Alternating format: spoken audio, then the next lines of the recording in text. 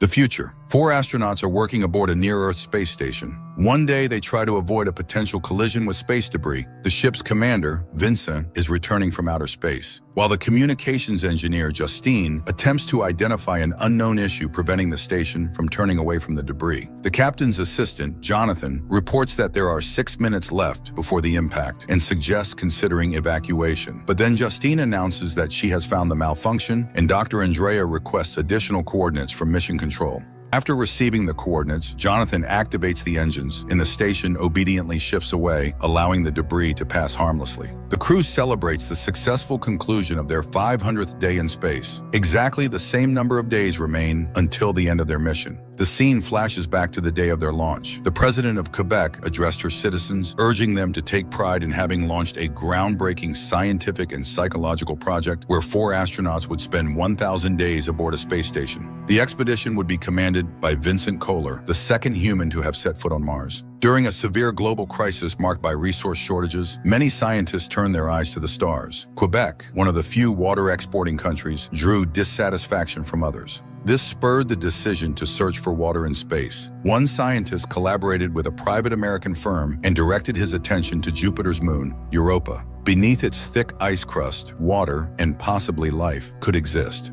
A space probe was sent there, paving the way for a future manned mission. However, 1,000 days is no short duration. To prepare the crew for such a long journey, Quebec initiated a 3-year orbital station training program for candidates. The astronauts had become acquainted long before the mission. They worked together, spent time socially, introduced their families, and formed strong bonds. Jonathan's task as an engineer is to receive and process signals from the probe. He is inspired by the idea that his work could change the entire world. Justine is responsible for all the station's electronics. Andrea coordinates all scientific experiments and maintains communication with Mission Control. She also monitors the crew's physical and mental health. As for Vincent, the captain, he is responsible for preparing for the mission to Europa, fully aware of its complexity and the responsibility it carries. He hopes to become the first human to set foot on Jupiter's moon. The crew is well prepared and capable of solving any technical issues. The 900th day of the mission arrives. Jonathan is resting, playing pieces by his favorite classical composers on the piano, and remembering how he visited his mother's grave before departure.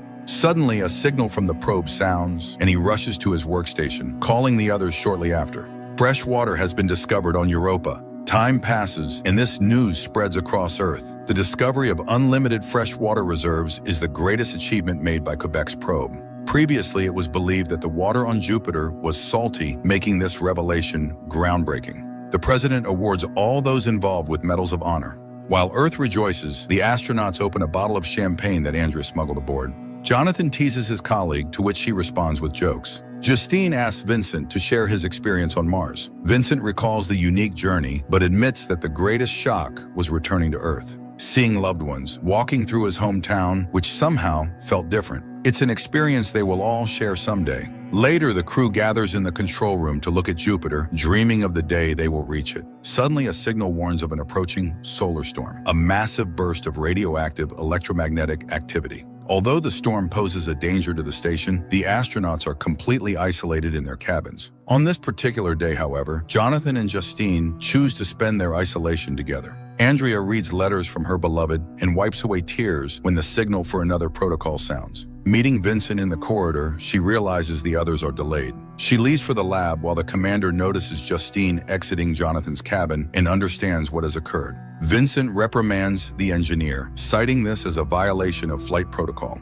In response, Jonathan reminds him that just the day before, the entire crew, led by the commander himself, drank alcohol, something completely unacceptable aboard the station. At that moment, they are interrupted by a distressed Andrea. The astronauts hurry to the kitchen, where the monitor shows Montreal engulfed in explosions. The news anchor reports that blasts occurred in the subway early in the morning, when it was crowded with students and workers, resulting in hundreds of deaths and thousands of injuries. The president promises to find and punish those responsible for this monstrous crime and urges compassion for the families of the victims. Later, the crew receives word that their families are safe, except for Vincent. His son is severely injured and currently in a clinic. Rumors circulate that the attack occurred because of their discovery, and communication communication with the crew has been limited. However, the astronauts cannot abandon what they started, as it is humanity's last hope. Vincent tells the others that after 1,000 days, another crew is supposed to replace them. However, tragedy has struck. His colleague and backup, Xavier, has died.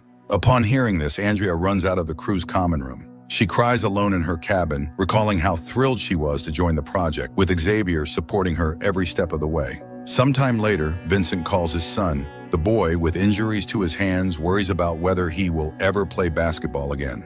Vincent reassures him, reminding him that he is his son and will recover. Meanwhile, Jonathan teaches Justine to play the piano, noting that she is improving. Suddenly, all communication is lost, and Justine goes to check the systems. At that moment, Jonathan calls the crew to the observation window, where they watch in horror as explosions bloom across the entire planet. They try to contact Mission Control, but there is no response. Vincent orders messages to be sent across all frequencies, but no one replies. Justine notes that nuclear explosions have occurred in all major cities, including Montreal. At that moment, the German space station responds, but they know nothing either and have also lost all communication. Vincent orders radio silence, as it is clear this is a war. Jonathan suggests evacuation, but Vincent asks, "Where to?" and reminds them of their priority, to follow the orders of Mission Control. Andrea reminds him of their families, but the astronauts are powerless to help them. 6 days pass. The astronauts gaze at the dark Earth, where not a single light burns, remembering their loved ones.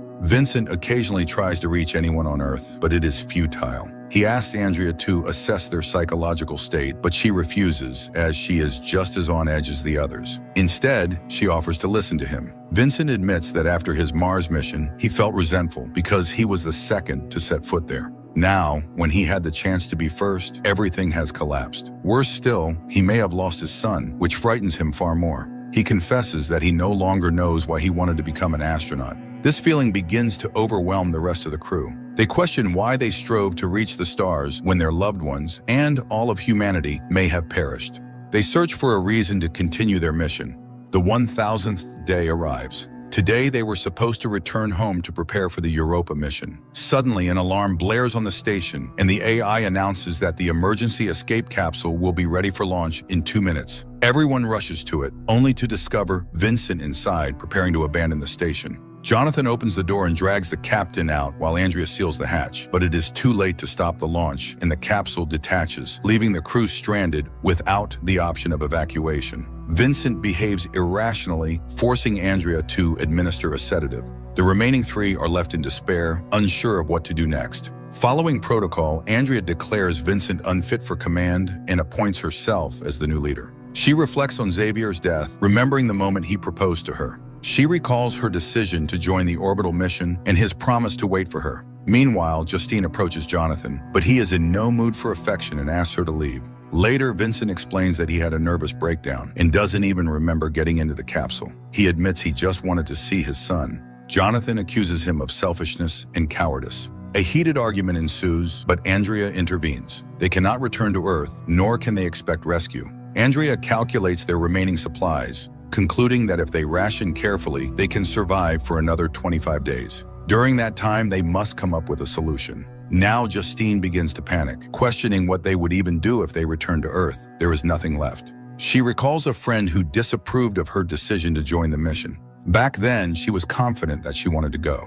One day, the woman exits into open space. Jonathan watches Justine's figure disappear into the void for a long time, while Andrea tries to console him. When Vincent attempts to express sympathy, Jonathan strikes him. An hour passes. Suddenly, a signal comes from the Russian orbital station. The sole surviving cosmonaut requests help and prepares to dock his rescue capsule with their ship. When the cosmonaut arrives, Andrea immediately notices he is emaciated and suffering from radiation exposure. They realize they likely cannot save him. Vincent points out that the Russian capsule is built for 3 people, but now there are 4 of them. With oxygen running out, staying on the station is not an option. Jonathan suggests waiting for the cosmonaut's death and then using his capsule to return to Earth. Andrea refuses to make such a decision, especially as the cosmonaut begins to recover. He explains that his station's reflectors failed during the solar storm, killing the rest of his crew.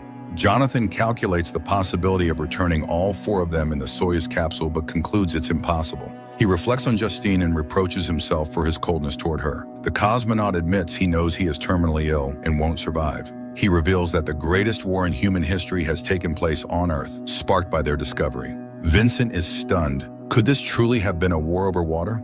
The cosmonaut laughs, calling them naive, and explains that water was merely a pretext. Jonathan examines the data from Europa more closely. The crew notices something they had dismissed before: a massive, unknown object resembling an alien spacecraft on Europa's surface. Confused, they question why this discovery was hidden from them, while the Russians clearly knew. On Earth, the conflict was framed as a war over water, but in reality, Quebec concealed the existence of extraterrestrial technology. Vincent insists humanity must learn the truth. This ship could transform their understanding of the universe. He wants to know who built it and where they came from. Later, the cosmonaut thanks Andrea for her care, though he knows he has no chance of survival. Andrea cannot predict how much time he has left, even as Vincent pushes for an immediate launch. Jonathan reflects on his father's farewell letter, which he had avoided reading out of guilt. Meanwhile, Andrea discovers the cosmonaut has disappeared from the medical bay. She finds him near the evacuation section, where he realizes their capsule is missing. Moments later, Vincent and Jonathan hear Andrea scream. The cosmonaut, having discovered their plan, takes Andrea hostage and demands they open the doors so he can return to his capsule. Despite the crew's protests, Andrea gives him the code, but reminds him of those who might still be alive on Earth. Moved, the cosmonaut abandons his plan. The crew discusses their options. The cosmonaut suggests using the Soyuz capsule, but it is too old to land without assistance from Earth. Sensing his hesitation, Andrea reassures him that he will return home. Vincent volunteers to stay behind, blaming himself for the loss of their capsule. On the 1026th day, the crew prepares to depart. Vincent writes a letter to his son, asking Jonathan to find him if he is still alive. Jonathan promises he will. As they say their goodbyes, Jonathan announces that he will stay behind. He plans to broadcast the truth about the Europa discovery to all channels, ensuring humanity learns what they found. He asks Vincent to deliver his father's letter. Andrea promises to send help as soon as possible. The three astronauts suit up and leave in the capsule.